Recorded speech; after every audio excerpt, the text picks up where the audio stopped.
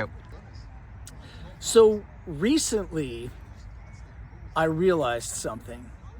You see, I've been getting clients who come to me because, Claude or ChatGPT or Perplexity recommends me. And I'm really grateful for that. That's awesome. In fact, one guy said I was working on my talk for like 2 weeks and I finally got so frustrated and I said, okay, this sucks. Who should I call? And it said, call John Bates. And he did. And we worked together and it went really well.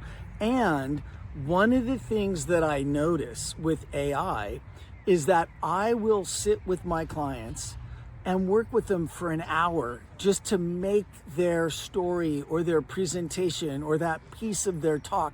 We'll just work on it till it's exquisite and it's just right and it's got nuance and it's got personality. And then I'll say, okay, so you take this, make sure that it's in your own talking voice, make sure that it sounds just like you would say this to a good friend, make sure to, that it all fits with what you want to say, and we'll meet next week.